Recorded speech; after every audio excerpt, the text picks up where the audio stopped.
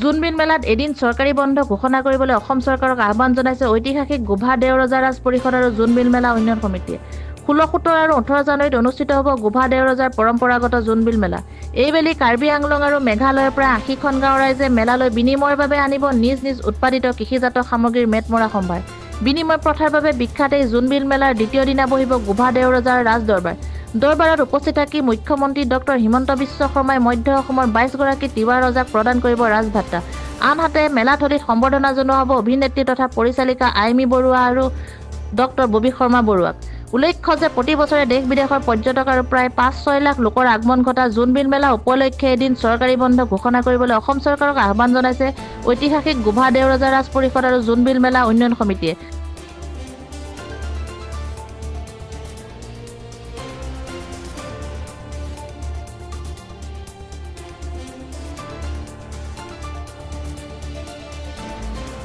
দুই 2025 বৰ্ষৰ জানুৱাৰী মাহৰ 16, 17, 18 তিনিদিনীয়া কাৰ্যসূচীৰে আমাৰ পৰম্পৰাগত জোনবিল মেলা এই জোনবিল পথাৰত অনুষ্ঠিত হ'ব। এইবাৰ জোনবিল মেলাত কাৰ্বি আংলঙৰ পৰা আমচাই পিনুং, বৰমাৰ্জং পিনুং, চখামণি পিনুং, বালিখঞ্জি পিনুং আদিকে কৰি ৰংখৈ পাৰ, খাওৰা গৰাই, চিলাংখুঞ্জি, উঠাংগুঞ্জি আদিকে কৰি প্ৰায় 58খন গাঁৱৰ পাহাৰৰ লোকসকল, তিৱা লোকসকল আহিব আৰু মেঘালয়ৰ আমদুবি ঘাট, আমজং, দুমফৈ, উন্ত্ৰাই, উমদেন, উমলাপেৰ, মাগৰ পিনুং, মায়ং পিনুং, নখাপ, মকেৰ, মৰঙা, চিৰাদন আদিকে কৰি 20খন গাঁৱৰ লোকসকলে পাহাৰত উৎপাদিত হোৱা মেটমৰা সামগ্ৰী লৈ জোনবিল মেলাত তেওঁলোকে ঢাপলি মেলিব। আমি জোনবিল মেলাৰ তিৱা ৰজাসকলৰ যি ৰাজদৰবাৰ বহিব, সেই ৰাজদৰবাৰ মুখ্য অতিথি হিচাপে অসমৰ জনপ্ৰিয় মুখ্যমন্ত্ৰী ডক্টৰ হিমন্ত বিশ্ব শৰ্মাক আমি মুখ্য অতিথি হিচাপে আমন্ত্ৰণ জনাবলৈ ইতিমধ্যে সিদ্ধান্ত গ্ৰহণ কৰিছোঁ। আৰু তাতে আমাৰ কেবিনেট মন্ত্ৰী শ্ৰীযুত পীযুষ হাজৰিকা আৰু ৰুজ পেগু উপস্থিত থাকিব। লগত মৰিগাঁও সমষ্টিৰ বিধায়ক আৰু তিৱা সাহিত্য পৰিষদৰ মুখ্য কাৰ্যবাহী সদস্য জীৱন চন্দ্ৰ কুমাৰ দেৱে উপস্থিত থাকিব।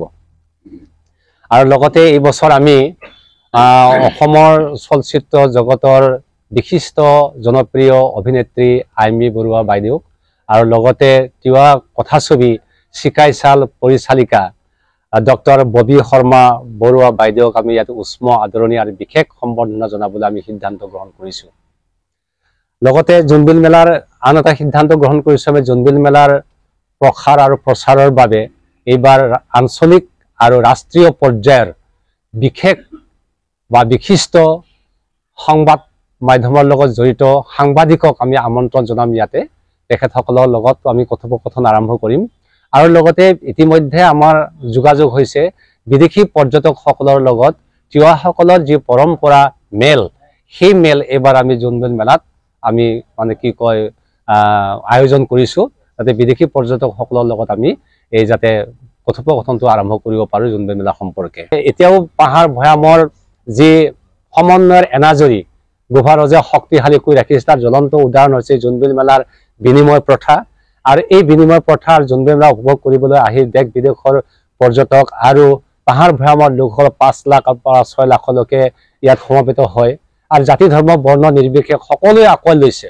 সেইকাৰণে এনেকুৱা মহান আদৰ্শ ঐতিহ্য বহন কৰি অহা জোনবিল মেলাক যিহেতু সকলোৱে আহে, সকলোৱে ভাল পায়, এদিন সকলোৱেও চাব বিচাৰে, গতিকে অহা বছৰৰ পৰা জোনবিল মেলা এটা দিন বন্ধৰ ঘোষণা কৰিবৰ কাৰণে অসমৰ জনপ্ৰিয় মুখ্যমন্ত্ৰী ডক্টৰ হিমন্ত বিশ্ব শৰ্মাক আবেদন জনাই আমি এটা প্ৰস্তাৱ গ্ৰহণ কৰিছোঁ।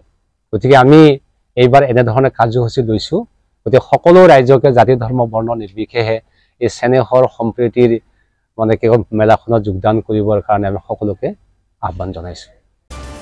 News desk report E24 live breaking.